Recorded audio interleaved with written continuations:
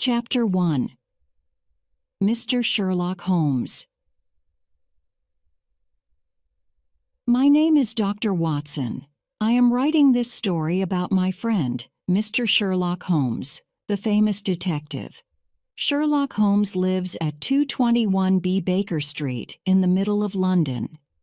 My story begins in Baker Street, one morning in 1889, when a man knocked on the door. I heard the man say, "Mr. Holmes? My name is Dr. Mortimer. I need your help." "Come in," said Holmes. "How can I help you?" "I have a strange story to tell you, Mr. Holmes," said Dr. Mortimer. "My story is very strange. Perhaps you will not believe me." Chapter 2. The Curse of the Baskervilles. Dr. Mortimer sat down. Sherlock Holmes and I listened to his story. "I am a doctor, and I work in the country," said Dr. Mortimer. "I live and work on Dartmoor.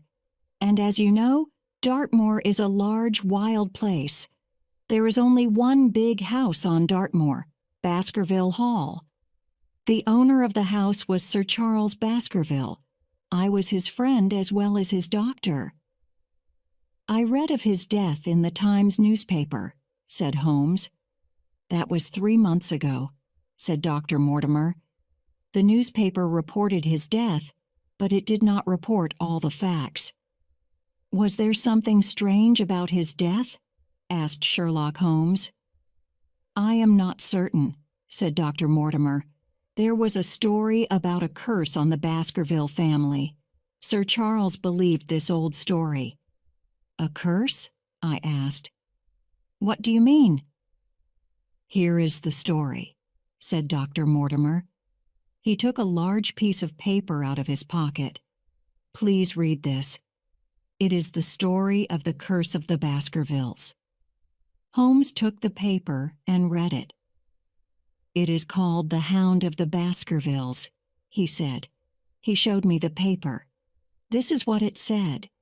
In the year 1645, Sir Hugo Baskerville was the owner of Baskerville Hall. Sir Hugo was a cruel man who did not believe in God. Every day he went out hunting and drinking with a gang of wild friends. A farmer on Dartmoor had a beautiful daughter. Sir Hugo wanted to marry the girl, but she was afraid of him. The girl's father told Sir Hugo to stay away from his farm. Sir Hugo was very angry. One day, when the farmer was working in his fields, Sir Hugo rode to the farm with his friends. They caught the girl and took her to Baskerville Hall. The poor girl was terrified. Sir Hugo locked her in a bedroom. Then he started drinking with his gang. When he was drunk, he became more wild and cruel. He shouted at his men and hit them. The frightened girl waited until it was dark. Then she opened a window and escaped from Baskerville Hall. Her father's farm was about 4 miles away. It was night, but she was able to follow the path in the moonlight. She started to run across the dark moor. Sir Hugo went to the girl's room. It was empty, and Sir Hugo was terribly angry. He ran to his men and jumped onto the table where they were drinking. He kicked the plates and glasses off the table. "Fetch the horses!" he shouted. "Get the girl!" They all ran outside and jumped onto their horses. Sir Hugo kept a pack of wild dogs for hunting. "Let the dogs find her!" he shouted.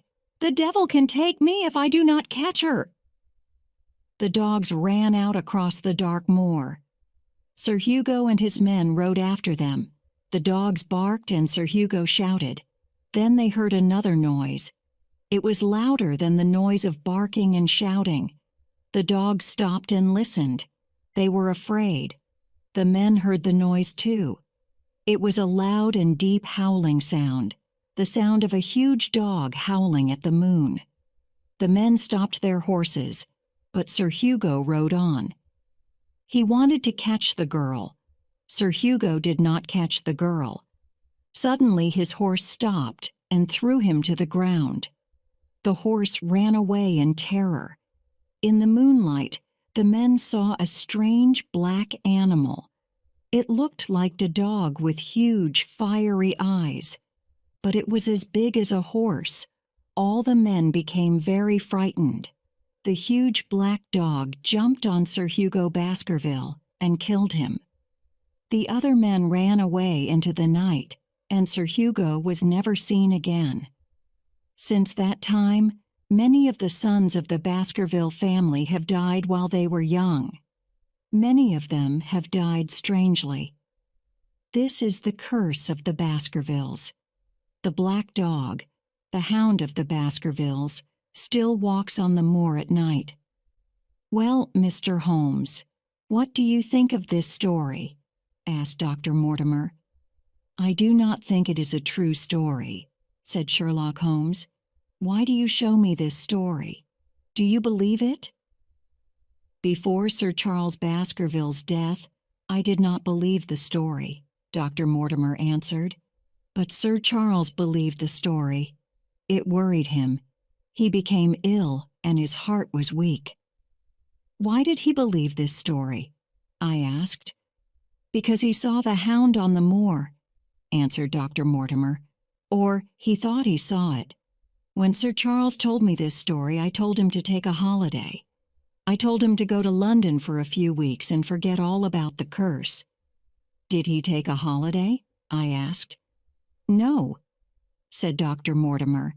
He planned to go to London the following Friday, but on the Thursday evening he went for a walk on the edge of the moor, and he never returned. How did he die? I asked. He died of a heart attack, answered Dr. Mortimer. His servant came to fetch me. I found Sir Charles near the house on the edge of the moor. He was running away from something when he died. I am sure of that. I think he was terrified of something. Terrified? Asked Holmes. What was he running away from? I looked at the ground where Sir Charles had walked. I saw his footprints, said Dr. Mortimer. But there were other footprints on the ground. They were not the footprints of a man. They were the footprints of a gigantic hound. Chapter 3. The problem Holmes and I were surprised. This was a very strange story. I did not believe that Sir Charles Baskerville had been killed by a gigantic black dog, but I wanted to know the truth. Who else saw these footprints? Asked Sherlock Holmes. His bright eyes shone, and he leant forward in his chair. No one else saw the footprints, answered Dr. Mortimer. There was a lot of rain in the night. By morning the footprints had been washed away. How large were the footprints? Were they larger than the footprints of a sheepdog? Yes, Mr. Holmes, much larger. They were not the prints of an ordinary dog. Also, you say that Sir Charles ran away from this dog? How do you know? Asked Holmes. The ground was soft, answered Dr. Mortimer. I saw Sir Charles's footprints outside Baskerville Hall. His footprints were close together as he walked along a path at the edge of the moor. Then he stopped and waited by a wooden gate. After that, his footprints changed. They became wide apart and deep. I am sure he began to run. He ran towards the house. I believe that something came from the moor. I believe he saw the Hound of the Baskervilles. Yes, yes, said Holmes. But how do you know that Sir Charles waited by this wooden gate? Because he smoked a cigar, said Dr. Mortimer. I saw the white cigar ash on the ground. Good, said Holmes. Good. You are a detective. Thank you, said Dr. Mortimer with a smile. But you believe that Sir Charles was killed by a gigantic hound? I know he ran away from something, said Dr. Mortimer. I know I saw those strange footprints of a huge dog, but... He looked at his watch. I am meeting Sir Henry Baskerville at Waterloo Station in an hour. Sir Henry is Sir Charles's nephew. He has come from Canada. Sir Charles had no children, so Sir Henry is now the owner of Baskerville Hall. And now I have a problem." "What is your problem?" asked Holmes. "I believe that Sir Henry is in danger," said Dr. Mortimer. "Is it safe to take him to Baskerville Hall?" "I must think," said Sherlock Holmes. "Stay in London tonight. Come and see me again tomorrow morning. Please bring Sir Henry with you." "I shall do so," said Dr. Mortimer. He stood up. "Now I must go to meet Sir Henry at Waterloo Station. Good day." When Dr. Mortimer had left, Holmes said to me, "We have a problem here, Watson. There are 3 questions. What is the crime? Who did it? How was it done?" Chapter 4. Sir Henry Baskerville. The next morning, Dr. Mortimer brought Sir Henry Baskerville to Baker Street. Sir Henry was about 30 years old. He was not tall, but he was broad and strong. He looked like a boxer. "How do you do, Mr. Holmes?" said Sir Henry. "I arrived in London yesterday, and 2 strange things have happened already." "Please sit down, Sir Henry," said Holmes. "Tell me what has happened." "No one knows that I am staying at the Northumberland Hotel," said Sir Henry. "But I have received a letter. Here is the letter. You see, the words are cut from a newspaper except for the word 'moor.' 'Your life is in danger. Keep away from the moor.' The words are cut from the Times newspaper," said Holmes.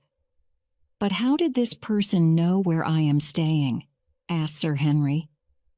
"I do not know," said Holmes. "But you said that 2 strange things have happened. What is the other strange thing?"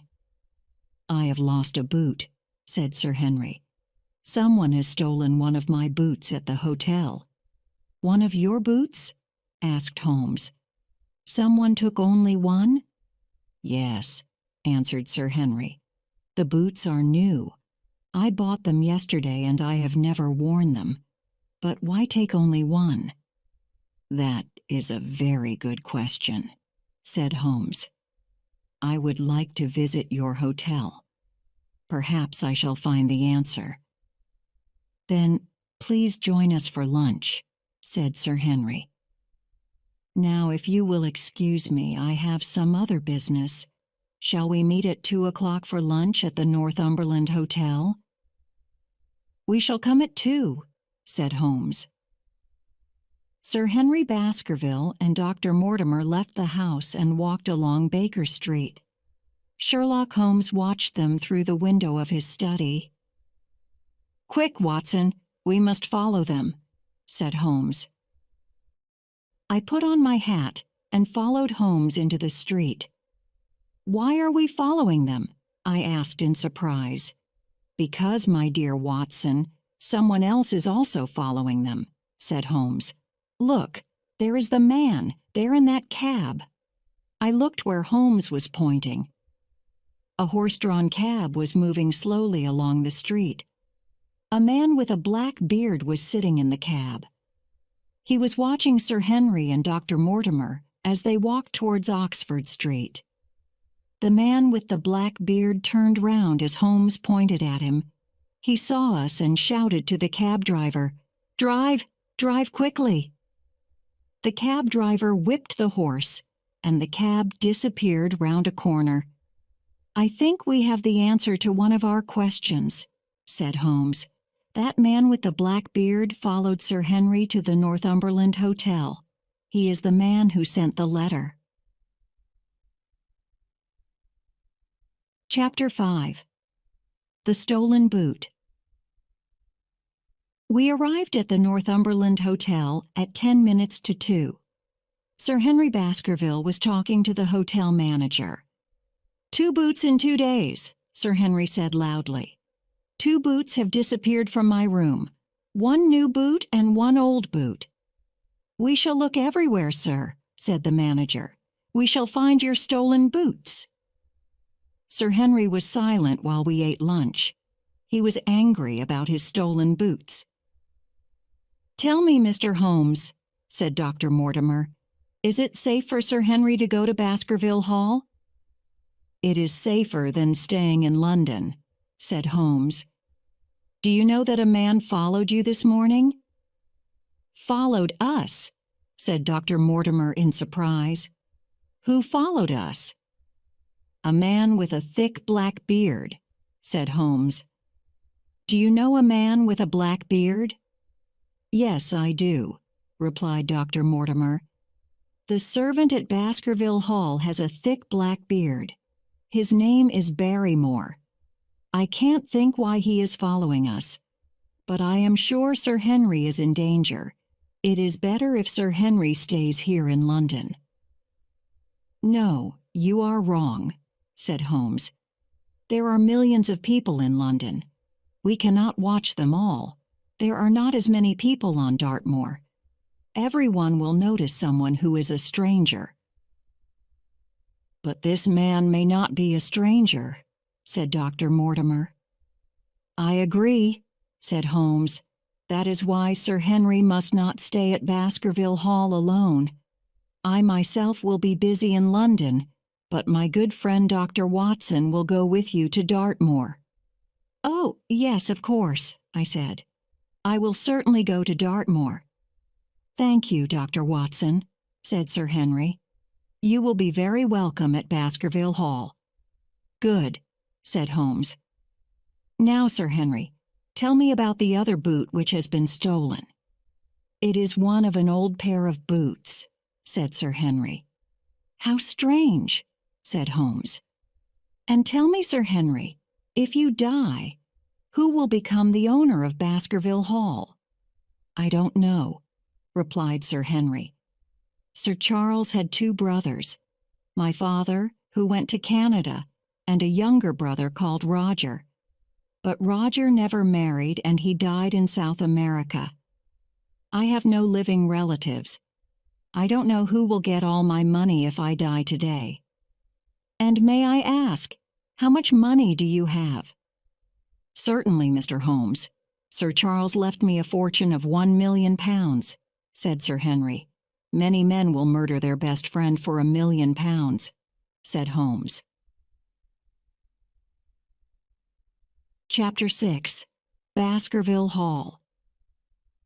On Saturday morning, Sherlock Holmes came with me to Paddington Station. "This is a dangerous business, Watson," he said. "Stay near to Sir Henry. Do not let him walk on the moor alone at night." "Don't worry, Holmes," I said. "I have brought my army revolver." "Good," said Holmes. "Write to me every day. Tell me what you see and hear. Tell me all the facts. Everything." I said goodbye to Sherlock Holmes and met Sir Henry Baskerville and Dr. Mortimer at the station. The train journey to Devon took 3 hours. We looked out of the windows at the green countryside. At last, we reached Dartmoor. Then the countryside changed from green to gray, and we saw broken hills of black rock. We got off the train at the small station in Grimpen village. A driver was waiting with a carriage and horses to take us to Baskerville Hall. As we rode along the narrow country road, I saw a soldier on a horse. The soldier was carrying a gun and was watching the road. I spoke to the driver. "Why is that soldier guarding the road? Is there some trouble?" "Why is that soldier guarding the road? Is there some trouble?" "Yes, sir," the driver replied. "A prisoner has escaped from Dartmoor prison. He's a very dangerous man. His name is Selden. He is a dangerous murderer." I looked across the empty moor. A cold wind blew and made me shiver. Holmes believed that someone wanted to murder Sir Henry Baskerville. Now, another murderer was out on the moor. I felt that this lonely place was very dangerous. I wanted to go back to London. There were thick trees all round Baskerville Hall. It looked like a castle. It stood alone on the empty moor. We stopped outside Baskerville Hall. "I must leave you here," said Dr. Mortimer. "I have a lot of work to do, and my wife is waiting for me at home." "I hope you will come to dinner very soon," said Sir Henry. "I will," said Dr. Mortimer. "And if you ever need me, send for me at any time, day or night." Then Dr. Mortimer rode away in the carriage. A man with a thick black beard and a pale face came out of the house. He greeted Sir Henry. "Welcome to Baskerville Hall, sir. I am Barrymore. I have been a servant here for many years. My wife and I have prepared the house for you. Shall I show you around the house?" "Yes, please, Barrymore," said Sir Henry. "This is Dr. Watson. He will be my guest for a few days." "Very good, sir," said Barrymore. He took our cases into the house. I looked carefully at Barrymore. Was he the man with a black beard who had followed Sir Henry in London? I was not sure. Mr. and Mrs. Barrymore had looked after the house well. Everything was in order, but the house was a cold and lonely place. There was trouble here. That night I wrote a letter to Sherlock Holmes. I told him all that I had seen and heard. While I was writing, I heard a sound. A woman crying. The only woman in the house was Mrs. Barrymore.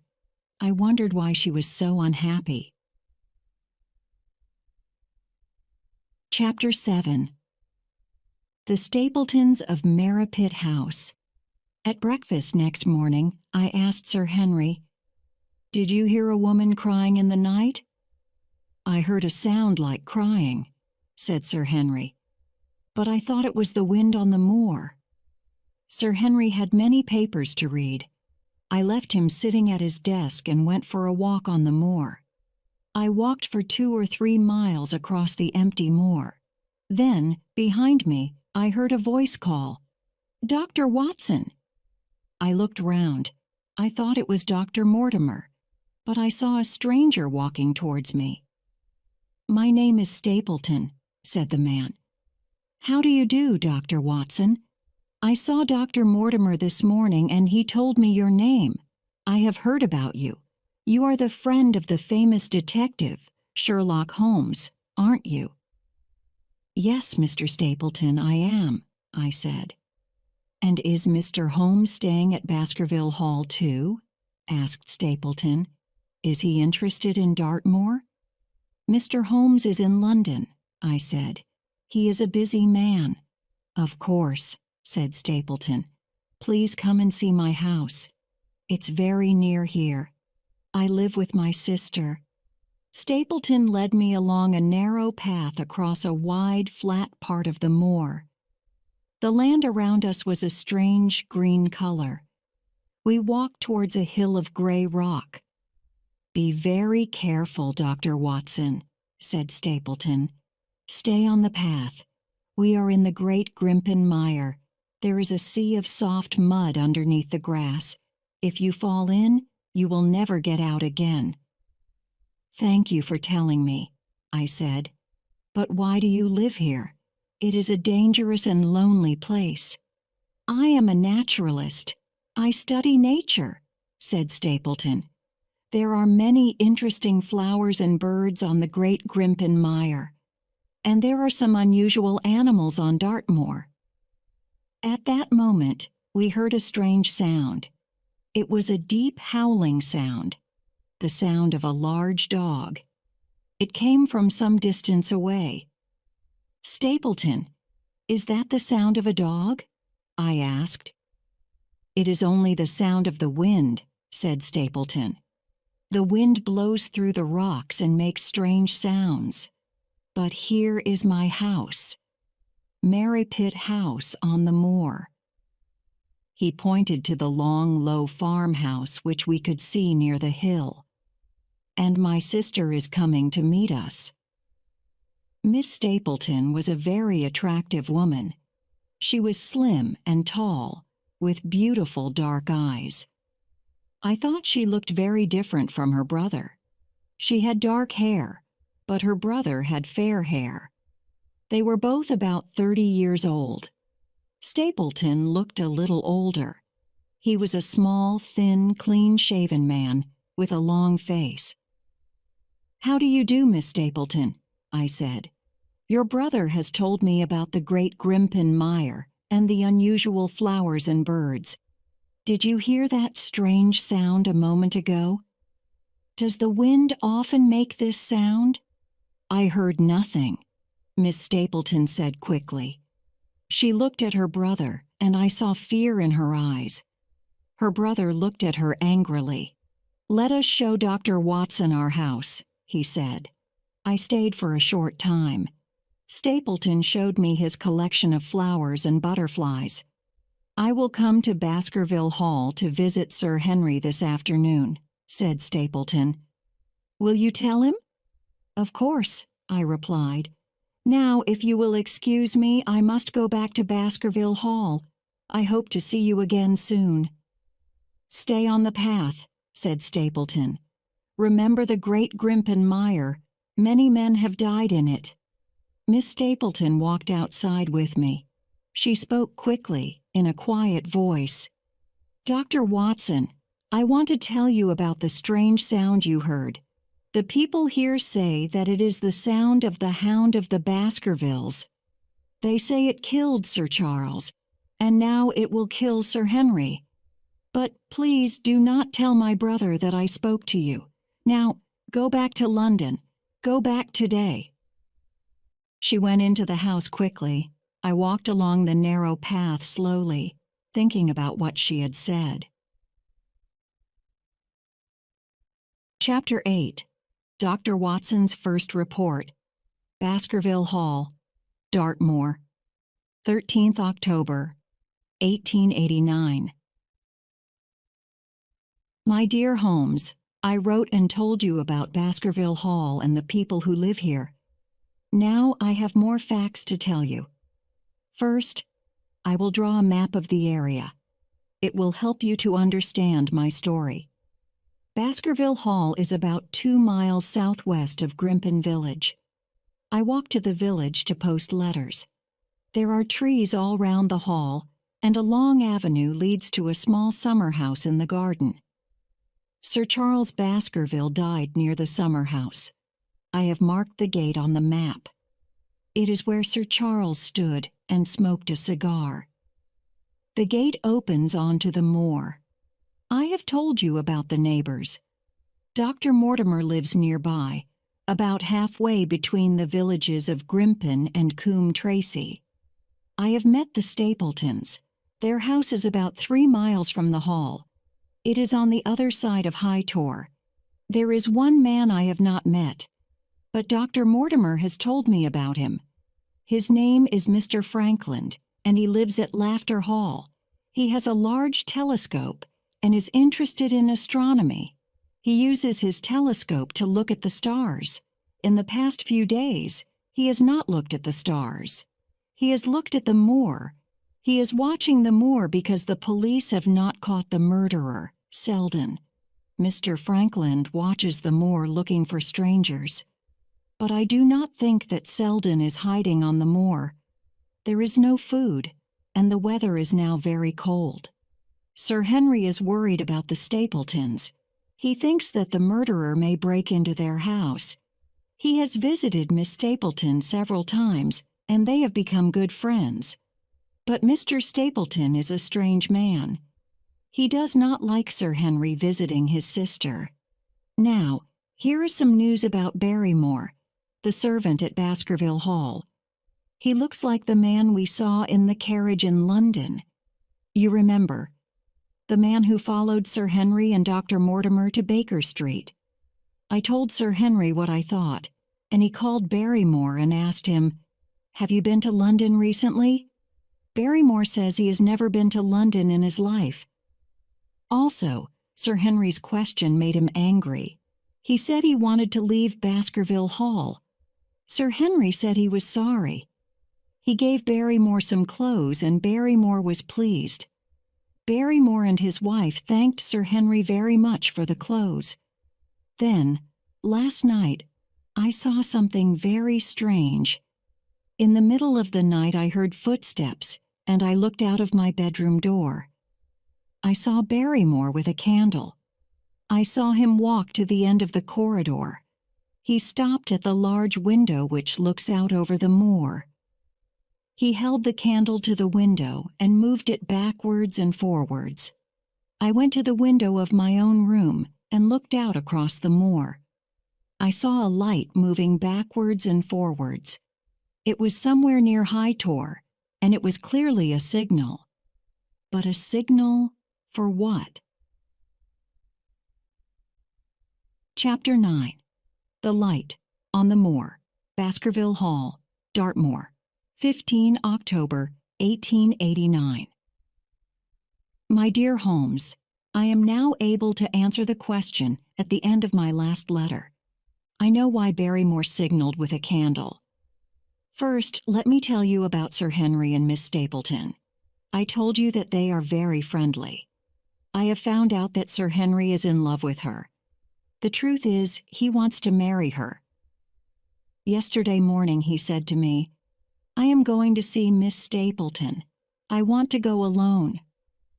"But Mr. Holmes told me to stay with you," I said. "You must not go across the moor on your own." "I shall go alone," said Sir Henry, and he went out. I did not know what to do. I waited for 10 minutes. Then I decided to follow him. I did not see everything, but this is what happened. Sir Henry met Miss Stapleton on the moor. He asked her to marry him. He told me this afterwards. They walked towards Merripit House to see Mr. Stapleton. They met him outside the house. Sir Henry told Stapleton the news.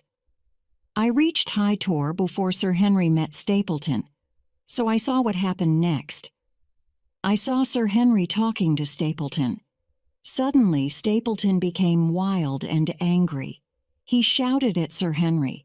Then he took his sister's hand and pulled her towards Merripit House. Sir Henry turned away and walked back towards the hall. He saw me by Hightor. He was not angry that I had followed him. "Watson," he said, "that man is mad. I told him that I want to marry his sister. He shouted at me. He told me never to see her again. I think he is mad." I said nothing, and we walked back to the hall. That afternoon, Stapleton came to the hall. He wanted to speak to Sir Henry. He kept saying, "I am sorry. I was very rude." Then he invited Sir Henry to dinner at Merripit House on Friday night. Now I will tell you the story of Barrymore. I told Sir Henry that I had seen Barrymore signal with a candle. Sir Henry said, "We will wait for him tonight. If he signals again, we will catch him." Sir Henry and I did not go to bed. We sat waiting in Sir Henry's study until 2 o'clock in the morning. Then we heard footsteps outside the study. We listened. The footsteps went upstairs. Sir Henry and I waited for 2 more minutes. Then we opened the door quietly and went upstairs. We saw Barrymore by the large window at the end of the corridor. He had a candle in his hand, and he was waving the candle in front of the window. "What are you doing, Barrymore?" Sir Henry shouted. Barrymore almost dropped the candle. He looked frightened. "Nothing, Sir Henry," he said. "I'm checking the window, that's all." "You are signaling to someone on the moor," said Sir Henry. "Who is outside? Tell me." "No one, sir," said Barrymore. "Tell me," said Sir Henry, "or you shall leave this house tomorrow. Tell me now." "Sir Henry," said another voice, "please don't be angry with my husband. It is my fault." We turned and saw Mrs. Barrymore. She was standing at the top of the stairs, holding her hands tightly together. "My brother is outside, sir," she said. "My brother is Selden, the man who escaped from prison." "Selden? The murderer?" I said. "And why do you signal to him at night?" "My husband takes him food and clothes," said Mrs. Barrymore. "We signal to tell him my husband is coming."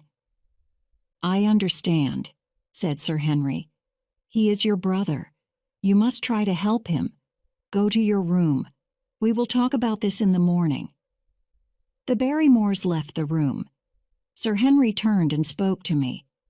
"I am sorry for them, but Selden is a murderer. I must try to catch him." "Look," I said. "Look out of the window. There is a light on the moor." Sir Henry looked. A small light was shining on the moor. It was near High Tor. "That's him," said Sir Henry. "Come, Dr. Watson. We will go to that light. Bring your revolver." We put on our coats quickly and went out onto the moor. The moon was bright, and so we could see the path across the moor. Also, we could see the signal light. It was about a mile away. "There," said Sir Henry. "Selden is there. Hurry!" I followed Sir Henry along the path across the moor. I was worried. I did not want Sir Henry to go far on the moor at night. At that moment, we heard a strange sound. It was a deep howling sound. It came from some distance away. "What's that?" asked Sir Henry. There was fear in his voice. I was afraid too. "It sounds like a dog," I said. "It sounds like a very large dog. Shall we turn back?" "No," said Sir Henry. "We are nearly there. Look." In front of us, we saw the signal light clearly. It came from a lamp which stood on a rock. Beside the rock was a man, but the man did not see us. He was looking in the other direction. Again, we heard that deep howling sound, the sound of a huge dog. The sound was much nearer now. We heard the sound again. It was coming nearer all the time. The man by the rock heard the sound as well. He picked up the lantern and jumped on the rock. He looked one way, then the other. Suddenly he jumped off the rock and started to run. He ran towards High Tor. He was running away from us. But he was not running away because he saw us. He was running away from something else which we could not see. "Quick, Dr. Watson, follow him!" shouted Sir Henry. "Get your revolver ready." We ran along the narrow path. Near us we heard the deep howling sound. It was very near and very loud. Then we heard a scream. We stopped. "Be careful, Dr. Watson," said Sir Henry. "Let us go forward slowly." The night was silent. We walked forward slowly. There was something or someone lying near the bottom of the tor. We went over to it. I held my revolver in front of me. We found the body of a man at the foot of the tor. The man had fallen from the rocky hill. He was dead. His neck was broken. We were sure that the man was Selden. He was dressed in Sir Henry's old clothes, the clothes that Sir Henry had given to Barrymore. I have one last strange thing to tell you, Holmes. I looked up at the tor from which Selden had fallen. Up above, at the top of the tor, stood a tall, thin man. I saw him only for a moment. Then he disappeared into the night. But I know I have seen him before. I will search for this strange man who walks on the moor at night. Chapter 10. The Man on the Moor. Who was the man I had seen on High Tor? Was it the man Holmes and I had seen in London? But I was sure that the man on High Tor did not have a beard. Sir Henry did not see the man on the tor, and I said nothing to him. There was nothing we could do for Selden.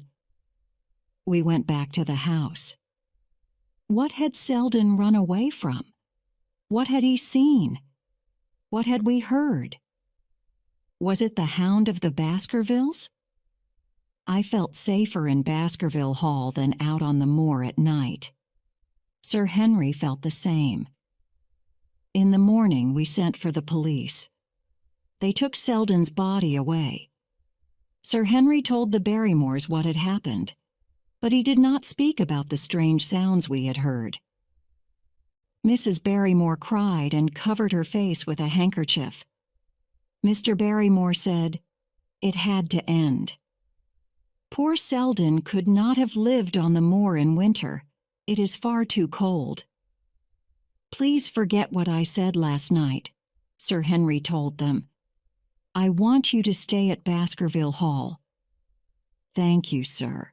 We will," said Barrymore. I went to my room and wrote a long report to Sherlock Holmes. Then I decided to go for a walk, but I did not want to walk on the moor. I did not like the moor. Usually, I posted my letters to Holmes in Grimpen Village. But today, I decided to walk to Coombe Tracey, the village to the south. It took me an hour to walk there along the road. On the way, I saw Stapleton. "I heard you caught the escaped murderer," said Stapleton. "I will look forward to hearing the story from Sir Henry at dinner tomorrow."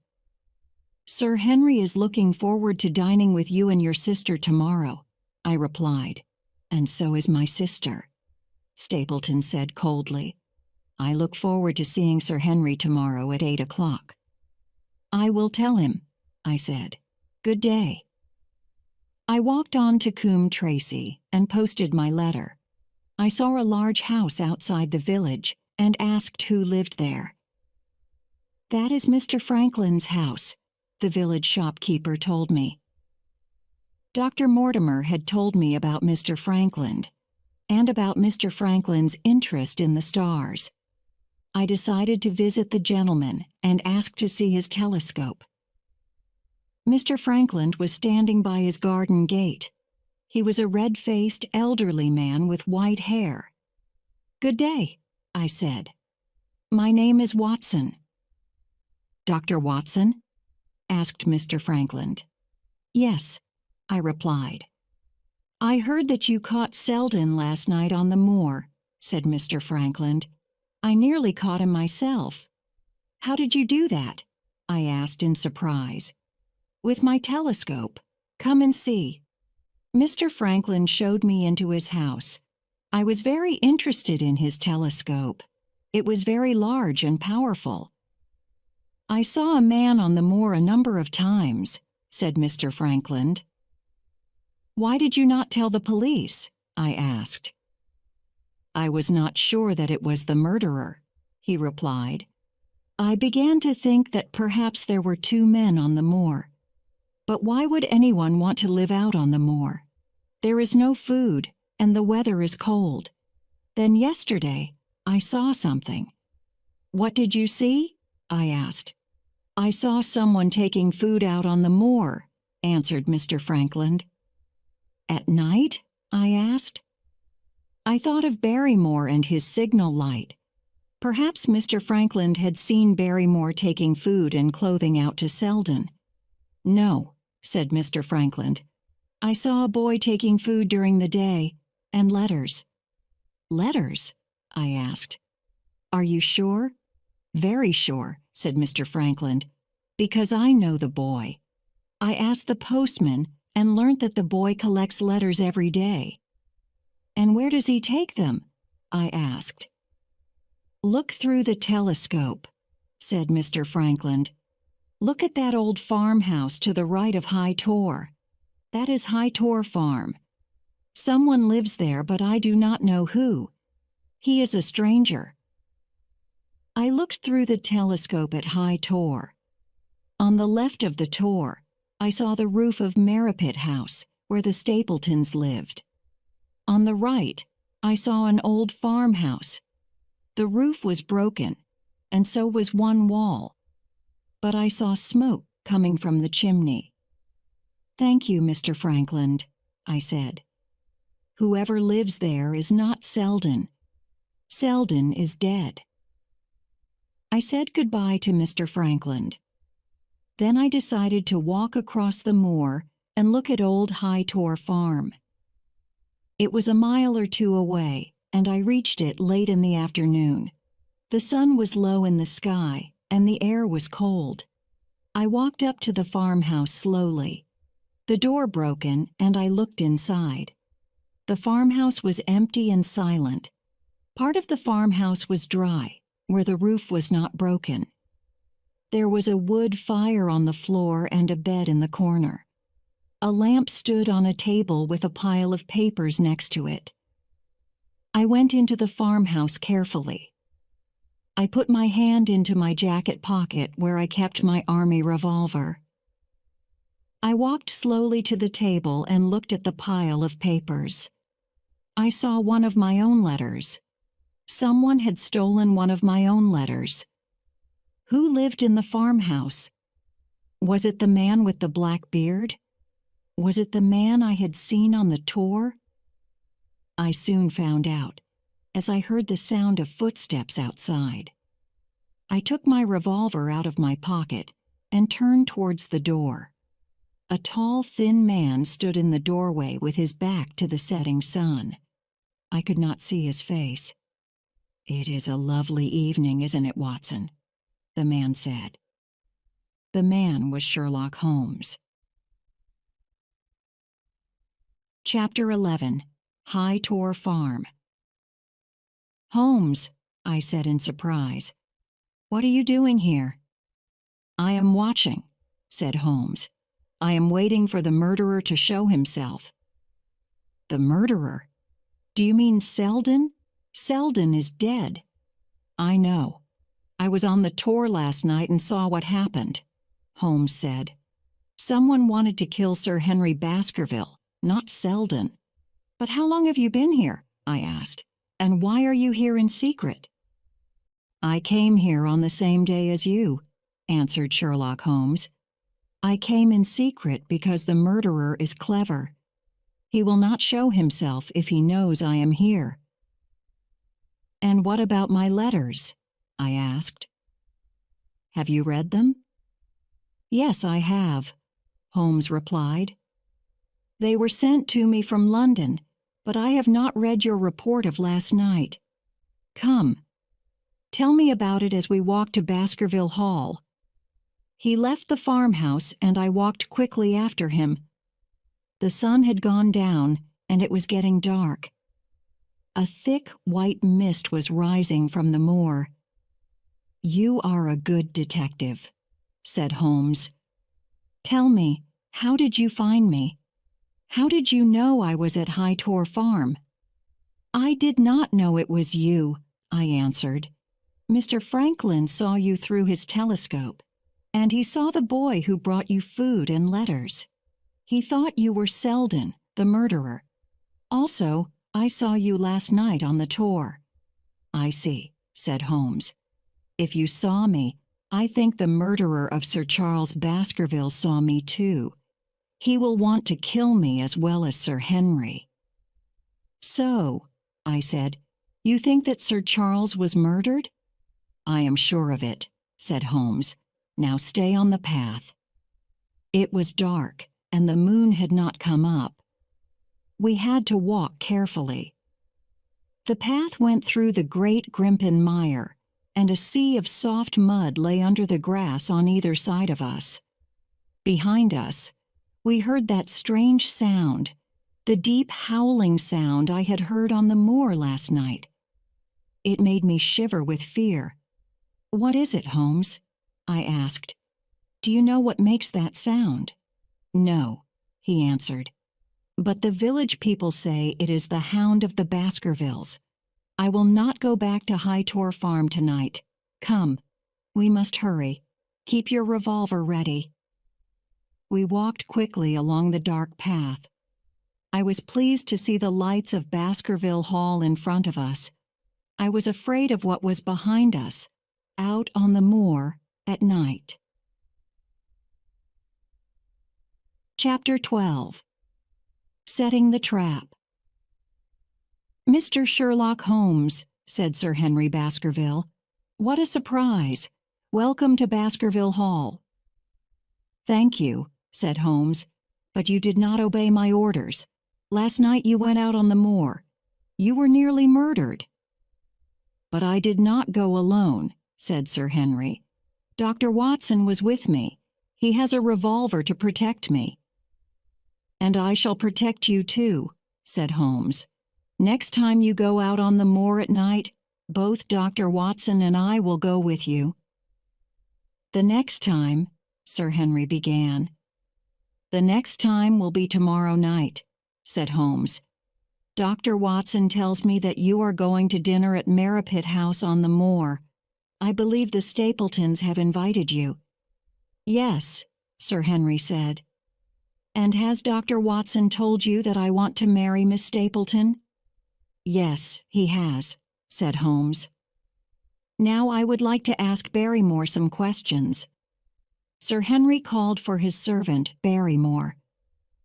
Barrymore came and stood in front of us. Sherlock Holmes looked at him carefully. Was this the man with the black beard we had seen in London? "Tell me about Sir Charles Baskerville," Holmes said to Barrymore. "Did he often go for a walk at night?" "No, sir," said Barrymore. "Sir Charles did not often leave the house at night." "But, on the night he died, he went for a walk on the edge of the moor," said Holmes. "We know he stood by the gate on the edge of the moor for about 10 minutes. Was he waiting for someone?" "I'm not sure, sir," said Barrymore. "I remember that Sir Charles received a letter that day." "A letter?" Holmes asked. "Why do you remember this letter? Did you read it?" "No, sir," Barrymore said. "I never read Sir Charles's letters, but Sir Charles usually kept his letters on his desk. This letter was unusual. He read it. Then he put it on the fire." "Oh, so he burnt it," Holmes said. "Perhaps this letter asked him to meet someone.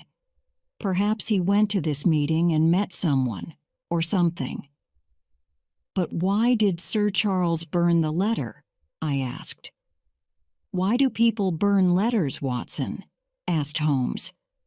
"Often because they have something to hide. But Sir Charles was afraid to go out on the moor at night.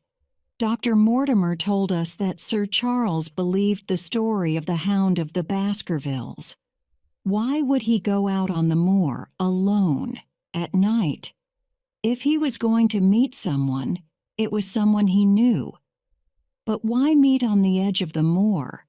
Was it a secret meeting?" "Do you think Sir Charles was murdered by a friend?" I asked. "I think he knew his murderer," replied Holmes, "and I think his murderer is not far away." After dinner, we sat in the library. There were paintings of the Baskerville family hanging on the walls. Some of the paintings were very old. Sherlock Holmes looked at the paintings carefully. He was interested in the painting of Sir Hugo Baskerville, dated 1645.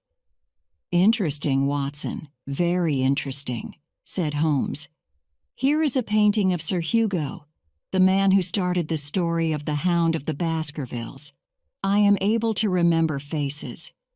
Look at this black beard and the face. Have you seen this face before?" "Yes, Holmes," I said. "It is the face of the man we saw in London. It is the man who followed Sir Henry in a cab." Chapter 13. The Hound of the Baskervilles. Holmes got up early the next morning. He went to Grimpen village and sent a telegram. When he returned to Baskerville Hall, he was excited. "We shall go hunting tonight," he said, "and Inspector Lestrade from Scotland Yard will come with us." "Why are we waiting until tonight?" I asked. "You know who the murderer is, Holmes. Why can't we catch him before tonight?" "We must make sure we have the right man," Holmes said. "We must wait. We will catch him tonight." Inspector Lestrade arrived from London at 5 o'clock. We met him at Grimpen Station. He was a short man with bright eyes. He and Sherlock Holmes were good friends. He and Holmes talked together as we drove to Baskerville Hall. At 7:30, when Sir Henry left the hall, we were ready. Sir Henry walked along the path across the Great Grimpen Mire towards Merripit House. The Stapletons had asked him to come to dinner at 8 o'clock. The three of us followed him, Lestrade, Holmes, and I. Each of us carried a revolver. We saw Sir Henry go into Merripit House. We waited below High Tor, about 200 yards from the house. The lights burned brightly in Merripit House, and the curtains of the dining room were open. We saw Sir Henry talking to Stapleton. "Where is Miss Stapleton?" I said to Holmes. "Sir Henry has come to see her, not her brother." "Perhaps Stapleton wants to talk to Sir Henry alone," Holmes said. "But look, the mist is rising. Soon we will not be able to see." I looked around. Thick white mist was rising from the Great Grimpen Mire. "Shall we climb up the tor?" I asked. "Perhaps we will be able to see better from above the mist." We climbed a little way up the tor, but the mist was so thick we could see only a few yards in front of us. "I did not think of this," said Holmes. "Our plan may fail if we cannot see clearly. We must listen for any sounds from Merripit House." We waited in the mist, and the moon came up. The white moonlight shone through the mist, but we could not see Merripit House or the path across the moor. We listened. At last, we heard a door open, then the sound of voices. Stapleton was saying good night to Sir Henry. Then we heard footsteps below the tor. Someone was walking along a stony part of the path. At the same time, we heard another sound. It was the sound of a metal chain and came from Merripit House. Then we heard the deep howling sound of a huge dog. "The hound!" Holmes shouted. "Sir Henry! Sir Henry! Climb the tor! We are here on the tor! Hurry!" Lestrade moved forward to help Sir Henry, but we could not see clearly in the mist. "Keep back!" Holmes shouted to Lestrade. Lestrade cried out and fired his revolver into the mist. We saw the yellow flash of the revolver, and we heard the loud bang. "It's coming!" Lestrade cried out. He fired again. In the light of the flash, we saw a huge black shape. Its eyes and jaws were burning bright with fire. It was a horrible, huge monster. It ran past Lestrade. We heard Sir Henry cry out. We heard the sound of falling stones. Holmes and I both fired our revolvers at the black shape. We heard a howl. We fired again and again. Then we moved forward carefully and climbed down the tor. Sir Henry was at the bottom of the tor. He had fallen, but he was not hurt. He now stood up carefully. "What was it, Mr. Holmes?" he asked. "What was that thing in the mist?" Holmes walked along the path, reloading his revolver with bullets. "We are safe," he called back. "The dog is dead." I went to look. There on the path lay the largest black dog I have ever seen.